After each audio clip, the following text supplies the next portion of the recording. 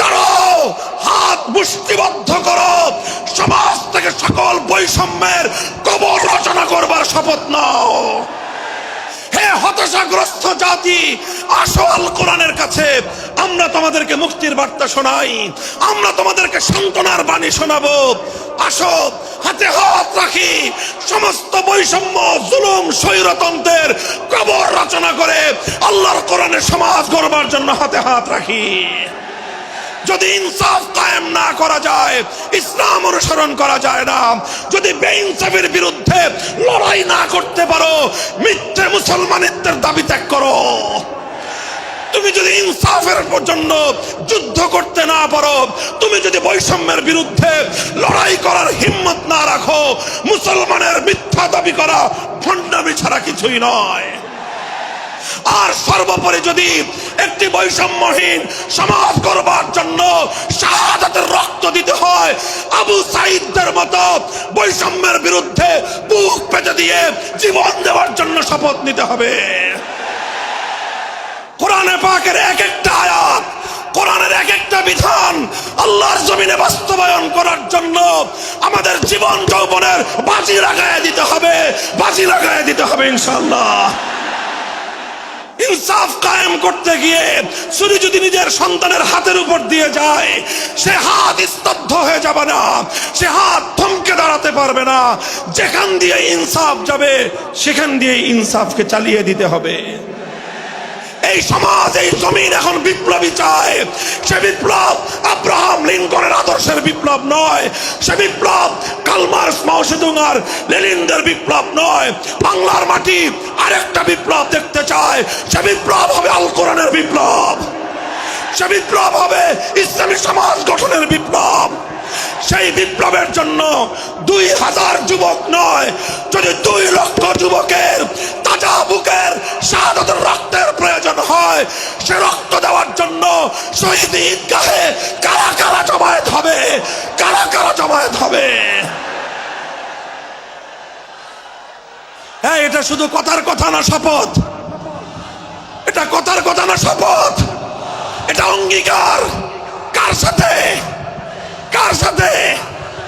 যেই অপরাধ করে মন্ত্রীর দুলাভাই ছাড়া পেয়েছে, যেই অপরাধ করার পরে এমপির শালার শাস্তি হয় নাই, যেই অপরাধ করার পরে শিল্পপতির বিচার হয় নাই, যেই অপরাধ করার কারণে রাজনৈতিক নেতার কোনো বিচার হয় নাই, একই অপরাধ দুর্বল, গরিব, অসহায় মানুষ করার পরে তার উপর আইনের শাসন 100 ভাগের জায়গায় 200 ভাগ বাস্তবায়ন করা হয়। আল্লাহ নবী বলেছেন, পৃথিবীতে ইসলাম এসেছে শুধুমাত্র ইবাদত, নামাজ, রোজার, হজ, যাকাতের বিধান বাস্তবায়নের জন্য নয়।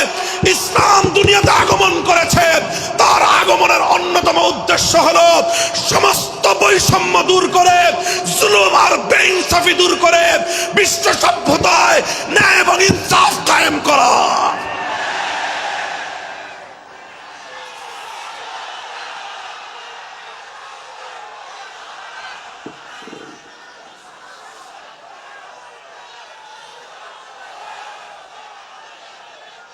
মনে রাখবেন, বৈষম্যহীন সমাজ গড়া এটা শুধু বৈষম্য বিরোধী ছাত্র নেতৃবৃন্দের দায়িত্ব নয়। বৈষম্যহীন সমাজ গড়া এটা শুধুমাত্র বৈষম্য বিরোধী ছাত্র নেতৃবৃন্দের দায়িত্ব নয়। বৈষম্যহীন সমাজ গড়া সর্বপ্রথম আল কোরআনের সৈনিকদের দায়িত্ব। বৈষম্যহীন সমাজ গড়া সর্বপ্রথম আল্লাহর নবীর সত্যিকার উম্মতদের দায়িত্ব। ওঠো, দাঁড়াও, হাত মুষ্টিবদ্ধ করো, সমাজ থেকে সকল বৈষম্যের কবর রচনা করবার শপথ নাও। মুহতারাম হাজিরিন, কথাটা খুব জায়গা লক্ষণীয়, শোনার বিষয়। যারা একটা বৈষম্যহীন সমাজ দেখতে চাও, যারা জুলুম এবং অত্যাচারে অতিষ্ঠ হয়ে গিয়েছ, যাদের জীবনকে এই ধরনের অন্যায়, অবিচার, জুলুম, শোষণ, স্বৈরতন্ত্র যাদের অন্তর হৃদয়কে জ্বালিয়ে পুড়িয়ে ছারখার করে দিয়েছে, হে হতাশাগ্রস্ত জাতি, আসো আল কোরআনের কাছে, আমরা তোমাদেরকে মুক্তির বার্তা শোনাই, আমরা তোমাদেরকে সান্ত্বনার বাণী শোনাবো। আসো হাতে হাত রাখি, সমস্ত বৈষম্য, জুলুম, স্বৈরতন্ত্রের কবর রচনা করে আল্লাহর কোরআনের সমাজ গড়বার জন্য হাতে হাত রাখি। দেখেন, আল্লাহ পাক রব্বুল আলামিন যুগে যুগে যত নবী রাসূল প্রেরণ করেছেন, যুগে যুগে যত আসমানি কিতাব আল্লাহর পক্ষ থেকে অবতীর্ণ হয়েছে, কেন হয়েছে? শুধুমাত্র মুসল্লিদের সমাজ গড়বার জন্য নয়, শুধুমাত্র রোজাদার সমাজ গড়ার জন্য নয়। অবশ্যই কোরআন এবং কিতাব নাজিল হয়েছে নামাজের জন্য, অবশ্যই কোরআন এবং কিতাব নাজিল হয়েছে রোজা, হজ, যাকাত সহ আল্লাহ পাকের যাবতীয় বিধান সমাজে বাস্তবায়ন করার জন্য। তবে একমাত্র এটাই উদ্দেশ্য নয়, বরং সমস্ত কিতাব, সমস্ত নবী রাসূল দুনিয়াতে আগমন করার অন্যতম একটা মৌলিক লক্ষ্য। কোরআনে পাকের সূরাতুল হাদীদ থেকে তেলাওয়াত করেন, অর্থ বুঝেন, মর্ম বুঝার চেষ্টা করেন।